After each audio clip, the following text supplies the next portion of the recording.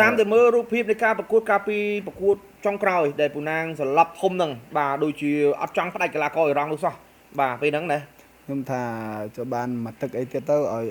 លោកអង្គញាគាត់គួយមើលផ្ទាល់ផងឲ្យគាត់បានទស្សនាសប្បាយចិត្តបងប្អូនយើងហួយបានច្រើនអីចឹងទៅពុកម៉ែបងប្អូនកំពុងតែទះដៃអបអរចឹងទៅបាទរៀងណាមួយរៀងដូចចំណូលចិត្តណាមួយគាត់រៀងមកអោបមកអីយើងថើបកូនថើបអីយើងក៏មាននូយចិត្តណាខ្លះទៀតទៅចឹងទេឥឡូវគាត់ចោលមកអាភិបឋាននិត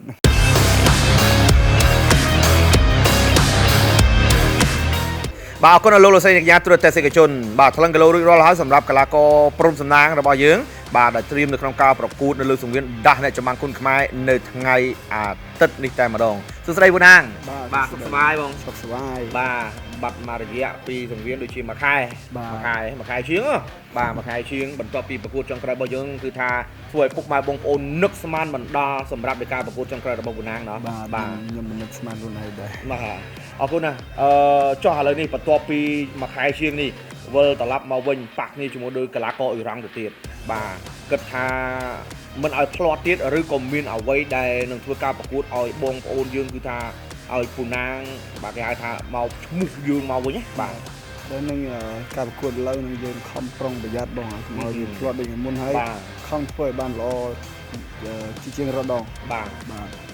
តាមតែមើលរូបភាពនៃការប្រកួតកាលពីប្រកួតចុងក្រោយដែលពូណាងសន្លប់ធំហ្នឹងបាទដូចជាអត់ចង់ផ្ដាច់កីឡាករអ៊ីរ៉ង់នោះសោះបាទពេលហ្នឹងណាខ្ញុំថាចូលបានមកទឹកអីទៀតទៅឲ្យលោកអង្គញាគាត់គួយមើលផ្ទាល់ផងឲ្យគាត់បានទស្សនាសប្បាយចិត្តបងប្អូនយើងហួយបានច្រើនអីចឹងទៅពុកម៉ែបងប្អូនកំពុងតែទះដៃអបអរចឹងទៅបាទរៀងណាមួយរៀងដូចចំណូលចិត្តណាមួយគាត់រៀងមកអោបមកអីយើង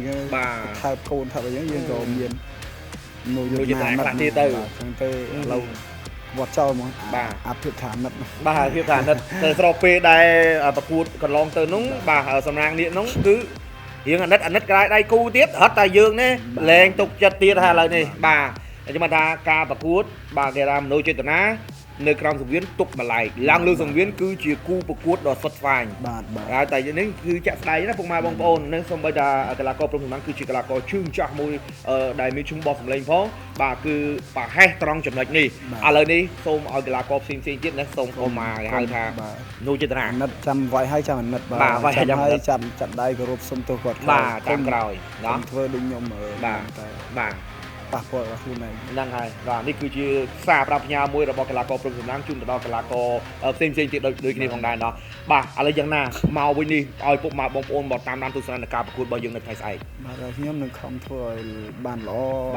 អស់ពីលទ្ធភាពដែលខ្ញុំអាចនឹងមានបាទអរគុណណាពូណាណាសង្ឃឹមថាស្អែកនេះយើងប៉ះមួយកីឡាករអ៊ីរ៉ង់ធ្វើឲ្យបានល្អដើម្បីពុកម៉ែបងប្អូនកាន់តែក៏ក្រោកនៅសង្វៀនដាស់តែច្បាស់គុណខ្មែរអរគុណមកជម្រាបលាបាទរង្វាន់ខ្លាំងឈ្នះច្រើន